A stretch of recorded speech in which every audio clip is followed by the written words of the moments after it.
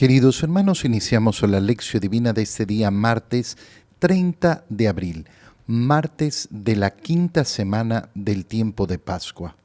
Por la señal de la Santa Cruz de nuestros enemigos, líbranos, Señor Dios nuestro, en el nombre del Padre, y del Hijo, y del Espíritu Santo. Amén. Señor mío y Dios mío, creo firmemente que estás aquí, que me ves, que me oyes. Te adoro con profunda reverencia. Te pido perdón de mis pecados y gracia para hacer con fruto este tiempo de lección divina. Madre mía Inmaculada, San José, mi Padre y Señor, Ángel de mi guarda, interceded por mí. En la primera lectura del día de hoy continuamos con la lectura del libro de los Hechos de los Apóstoles, capítulo 14, versículos 19 al 28. En aquellos días llegaron a Listra, procedentes de Antioquía y de Iconio, unos judíos que se ganaron a la multitud y apedrearon a Pablo, lo dieron por muerto y lo arrastraron fuera de la ciudad. Cuando lo rodearon los discípulos, Pablo se levantó y regresó a la ciudad, pero al día siguiente salió con Bernabé hacia Derbe. Después de predicar el Evangelio y de hacer muchos discípulos en aquella ciudad, volvieron a Listra, Iconio y Antioquía, y ahí animaban a los discípulos y los exhortaban a perseverar en la fe, diciéndoles que hay que pasar por muchas tribulaciones para entrar en el reino de Dios. En cada comunidad designaban presbíteros, y con oraciones y ayunos los encomendaban al Señor en quien habían creído. Atravesaron luego Pisidia y llegaron a Panfilia. Predicaron en Perge, llegaron a Talía. De allí se embarcaron para Antioquía, de donde habían salido con la gracia de Dios para la misión que acababan de cumplir. Al llegar, reunieron a la comunidad y les contaron lo que había hecho Dios por medio de ellos y cómo les había abierto a los paganos las puertas de la fe. Ahí se quedaron bastante tiempo con los discípulos. Palabra de Dios. Continuamos leyendo en este día todas esas hazañas y todas esas predicaciones que va realizando San Pablo y Bernabé. Y es importante darnos cuenta que aquello que acabamos de leer inicia con esta persecución a Pablo. Unos judíos llegan de Antioquía a Iconio, donde se encontraba Pablo y Bernabé, y se ganaron a la multitud y apedrearon a Pablo. Lo apedrearon de tal modo que lo dejaron como muerto. Nos dice el libro de los apóstoles que lo dieron por muerto y lo arrastraron fuera de la ciudad. Hasta ahí la primera parte. Una parte terrible porque vemos ese odio encarnizado a Pablo, odio encarnizado a Bernabé, tanto que apelan a la muerte de los dos. No es cualquier cosa, querer matarlo. ¿Por qué? Por predicar el Evangelio. No hay otro motivo. ¿Qué sucede? Y se nos muestra una escena preciosa. Los hombres lo dan por muerto y efectivamente posiblemente estaba al borde de la muerte, pero lo rodearon los discípulos. Y cuando lo rodean los discípulos, Pablo se levanta y regresa a la ciudad. Qué bonita escena, ¿por qué? Porque ese ser rodeado por los discípulos es ser rodeado por la iglesia. Cuando somos rodeados por la iglesia, cuando estamos en el seno de la iglesia, tenemos vida verdadera. Oye, hay muchas personas que no comprenden lo que significa la pena de la excomunión. El no poder comulgar, una persona que no puede comulgar, no significa que esté excomulgado. La excomunión no es eso. Si una persona está en pecado mortal, no puede comulgar. ¿Eso significa que está fuera de la comunión de la iglesia? No, significa que no puede comulgar. Pero es muy distinto tener la pena de la excomunión, que es la pena máxima que existe para el creyente, que existe para ese miembro de la iglesia, porque es quedar fuera de esa comunión de la iglesia. Y si algo no comprenderemos nunca en esta vida, que lo contemplaremos solo en la vida eterna, es la fuerza de la comunión de la Iglesia. Cuando yo celebro la misa como sacerdote, nunca la celebro en soledad, siempre la celebro en comunión con toda la Iglesia. Y para beneficio, además de toda la Iglesia. Esto es sumamente importante, porque un sacerdote puede estar solo celebrando la misa. Ay, pero ¿para qué celebra si no hay gente? Porque la eficacia de la misa no es solamente para aquellos que están presentes. La eficacia de la misa, ese sacrificio redentor de Cristo, beneficia en primer lugar a toda la comunidad de los discípulos, es decir, a toda la Iglesia. En segundo lugar, a toda la humanidad. Y por eso es tan importante la celebración de la Santa Misa. Pablo entonces es rodeado por los discípulos y se pone en pie. Pero no permanece en el mismo lugar, sino que al día siguiente sale hacia Derbe. ¿Qué hace? Continúa predicando el Evangelio. Lo acaban de casi matar, sí, lo acaban de casi matar. Y eso impide que siga adelante la labor evangelizadora. No, no lo va a impedir. No lo va a impedir, va a seguir adelante. Parecería a los ojos humanos una profunda y verdadera locura. Y sin embargo, no se trata de una locura. Se trata justamente de cumplir lo más importante en la vida, que es la voluntad de Dios. Volvieron entonces, después de predicar el Evangelio, hacia Listra, Iconio y Antioquía.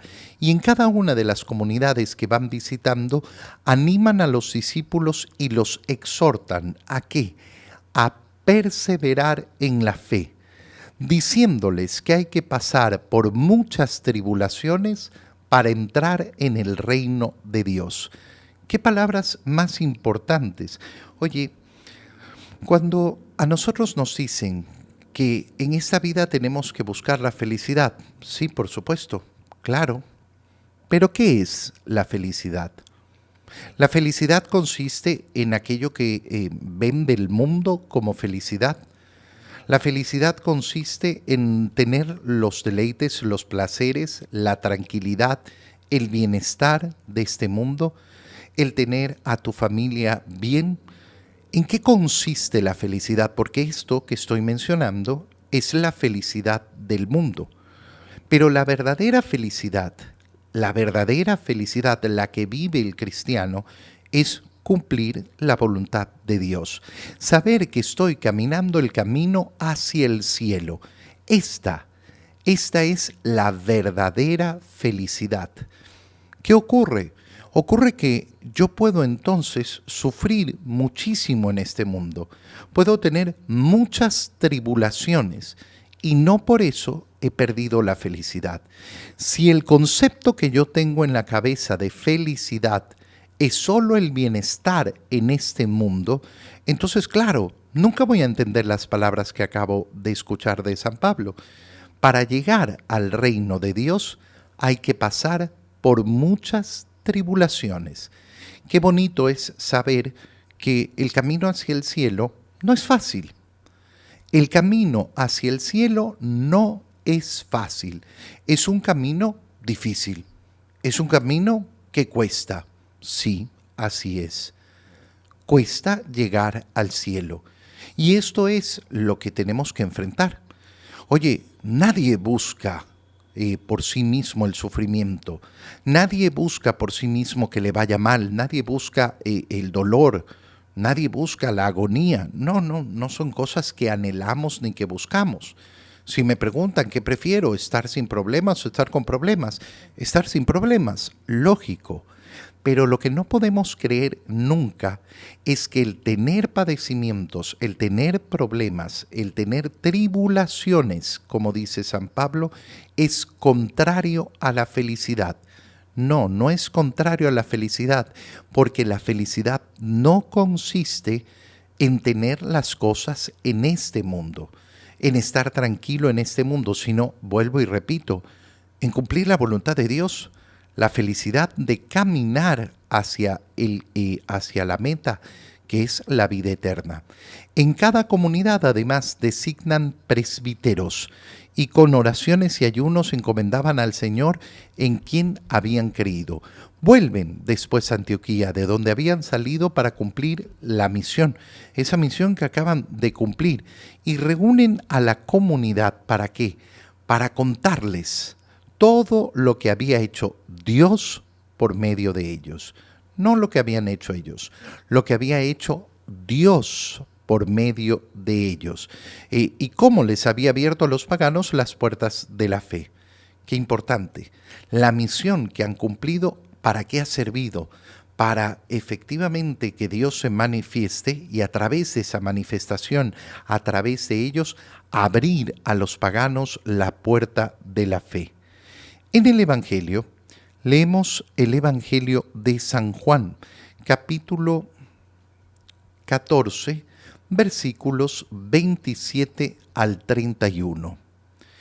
En aquel tiempo Jesús dijo a sus discípulos: La paz les dejo, mi paz les doy. No se la doy como la da el mundo. No pierdan la paz ni se acobarden. Me han oído decir: me voy, pero volveré a su lado. Si me amaran, se alegrarían de que me vaya al Padre, porque el Padre es más que yo. Se lo he dicho ahora, antes de que suceda, para que cuando suceda, crean. Ya no hablaré muchas cosas con ustedes, porque se acerca el príncipe de este mundo. No es que él tenga poder sobre mí, pero es necesario que el mundo sepa que amo al Padre y que cumplo exactamente lo que el Padre me ha mandado. Palabra del Señor. Las palabras que acabamos de escuchar de Jesús son esas palabras hermosísimas que han marcado el tiempo de Pascua que estamos viviendo. ¿Por qué? Porque inician, esto todavía es anterior, estamos en el capítulo 14 de San Juan, es anterior a la pasión, a la resurrección del Señor. Y sin embargo escuchamos las mismas palabras que hemos escuchado decir al resucitado. ¿Cuáles han sido las primeras palabras del resucitado? La paz. La paz sea con ustedes. Bueno, ¿y qué acabamos de escuchar en este capítulo 14? La paz les dejo, mi paz les doy. Cuando hablamos de la paz, y esto lo hacemos de manera muy frecuente en la Lectio Divina, hacemos una consideración muy sencilla. ¿Cuál es la paz de la cual estamos hablando? ¿Por qué es importante esto?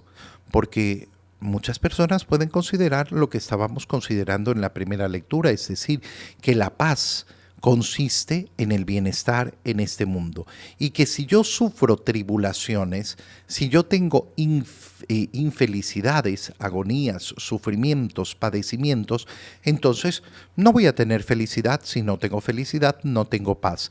¿Qué hemos dicho en la primera lectura? La felicidad no depende de la ausencia de tribulaciones, la paz tampoco. Y por eso las palabras del Señor son tan importantes. ¿Por qué? Porque después de decir la paz les dejo, mi paz les doy, ¿qué dice? Lo dice con total y absoluta claridad. No se la doy como la da el mundo. No se la doy como la da el mundo. ¿Qué está haciendo el Señor? Diferenciando. ¿Diferenciando qué? Que hay una paz en el mundo, la que predica el mundo, la que quiere el mundo, y una paz verdadera que es la que brinda Él. ¿Cuál va a ser la gran diferencia? La misma que hemos hecho en la primera lectura. Es decir, la paz del mundo, ¿en qué va a consistir? En esa ausencia de problemas. Si yo no tengo problemas, entonces puedo tener paz.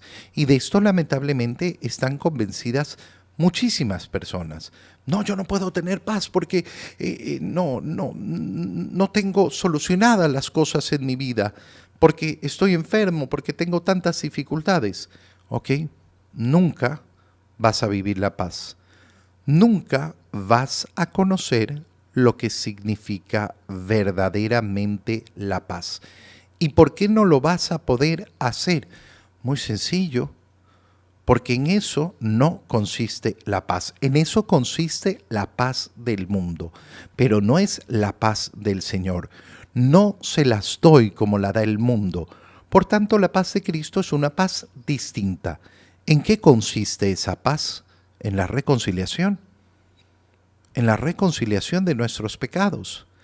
Si yo estoy reconciliado con Dios, si yo tengo tranquilidad en mi conciencia porque he pedido perdón de mis pecados y me esfuerzo por mantener la gracia de Dios en mí, ¿qué significa? ¿Qué es lo que sucede? Que tengo un corazón en paz. Pero ¿está tan lleno de problemas el mundo? Sí, claro. Y mi vida posiblemente también esté tan llena de problemas. ¿Y qué tengo que hacer con los problemas? Solucionar los que pueda solucionar. Aceptar los que no pueda solucionar. Enfrentar los problemas uno a uno. Y sobre todo, no enfrentar problemas que no existen. Si nos fijamos en la falta de paz que tienen muchas personas, ¿qué vamos a encontrar? Claro que vamos a encontrar dificultades, sufrimientos reales, pero lamentablemente también vamos a encontrar, y por montones, los problemas que nunca llegaron, los problemas que no existían.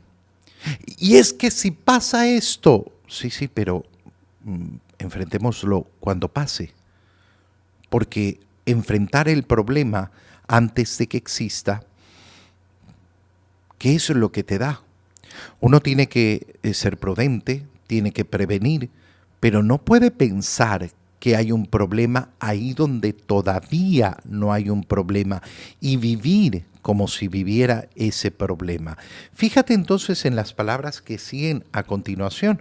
¿Por qué? Porque el Señor, después de decirles que no da la paz como la da el mundo, les dice: no pierdan la paz ni se acobarden. ¿Delante de qué les está diciendo esto? Delante de su pasión, delante de su muerte en la cruz. Lo que les está anunciando el Señor en este momento es: yo me voy, pero volveré a su lado. Si me amaran, se alegrarían de que me vaya al Padre. Ya vamos a hablar de esta frase, porque el Padre es más grande que mí. ¿Qué les está diciendo en definitiva el Señor? Les está diciendo: miren, les estoy diciendo ahora lo que va a pasar. Yo me voy a ir. ¿Qué significa? Me van a crucificar, me van a sepultar, me van a ver muerto. ¿Qué tienen que hacer ustedes delante de este acontecimiento terrible? No pierdan la paz. Entonces, ¿qué significa? Bueno, significa algo muy sencillo, que la paz no viene del exterior. La paz exterior es una, y puede haber paz o puede haber guerra afuera, pero si yo quiero vivir la paz, tengo que entender que la paz no viene del exterior, la paz es interior, y esa es la que da el Señor. Esa es la verdaderamente importante, la paz interior que yo tengo que vivir reconciliado con el Señor. ¿Quién pierde entonces la paz? Yo. ¿Y quién decide vivir la paz? Yo. No, pero es que depende de fulano y de sutano. No, no depende de nadie, depende de mí y solo y exclusivamente de mí. ¡Qué hermoso! Qué hermoso es darnos cuenta de esto. Y entonces dice: si ustedes me amaran, se alegrarían de que me vaya. ¿Por qué? Porque voy al Padre. Piensa en lo que está diciendo el Señor. Se alegrarían de que me muera. ¿Por qué la iglesia celebra con alegría la fiesta de los mártires? Porque estamos celebrando, lógicamente, esa entrada de ese discípulo de Cristo, de ese hermano nuestro en el cielo. Porque la mayoría de santos lo celebramos el día de su muerte, porque celebramos su victoria. Ha vencido en este mundo y ha llegado al cielo. Nos alegramos entonces en la muerte. No nos alegramos de la muerte. Es distinto en qué sentido. Bueno, muy sencillo, yo no le deseo la muerte a nadie, pero la muerte no tiene la palabra final. El Padre es más que yo. ¿Qué significan estas palabras del Señor? Muy sencillo, lo dice el mismo Señor. Quiero que el mundo sepa que amo al Padre y que cumplo exactamente lo que el Padre me ha mandado. Esa es la superioridad del Padre. Alguna persona se puede confundir porque dice, bueno, pero entonces Jesús no es igual al Padre. Y nuestra fe proclama al Dios uno y trino, Padre, Hijo y Espíritu Santo. ¿Quién es más Dios, el Padre o el Hijo? Ninguno, son un solo Dios. ¿Y por qué Jesús entonces dice que el Padre es más que Él? Porque como ese verbo encarnado, ese Hijo, Él cumple la voluntad del Padre. No es que sea mayor como Dios, sino que el Hijo cumple ese deseo del Padre de la salvación de los hombres. Te doy gracias, Dios mío, por los buenos propósitos, afectos e inspiraciones que me has comunicado en este tiempo de lección divina. Te pido ayuda para ponerlos por obra. Madre mía Inmaculada, San José, mi Padre y Señor, Ángel de mi guarda, interceded por mí. María, Madre de la Iglesia, ruega por nosotros. Queridos hermanos, reciban mi bendición en este día en el nombre del Padre y del Hijo y del Espíritu Santo. Amén. Un muy feliz día para todos.